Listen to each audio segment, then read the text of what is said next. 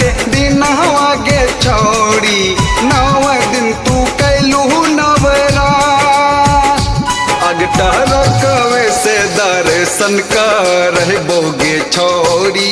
खुलल है पूर्णिया के पंडाल अगटहरकवे से दर्शन करबोगे छोड़ी खुलल है अररिया के पंडाल।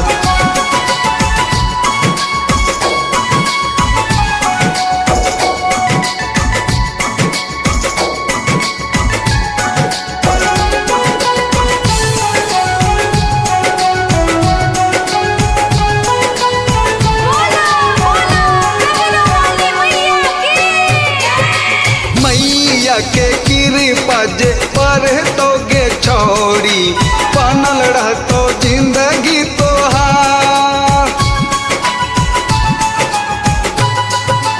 मैया के कृपा जे पर तोगे छोड़ी बनल रहतो जिंदगी तोहार अगटहरकवे से दर्शन करबोगे छोड़ी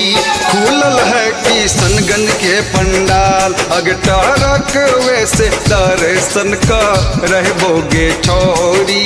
खुलल है कटिहार के पंडाल।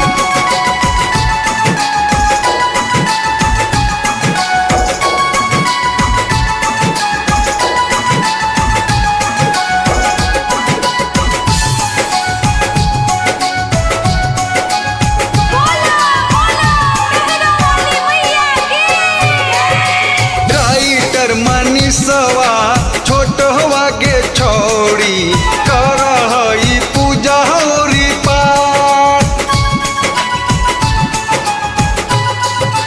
सिंगर अनमोल अरविंद हवा के छोड़ी करहई पूजा होरी पाठ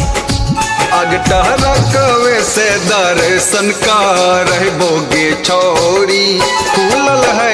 रोटा के पंडाल अगटहरकवे से दर्शन करबोगे छोड़ी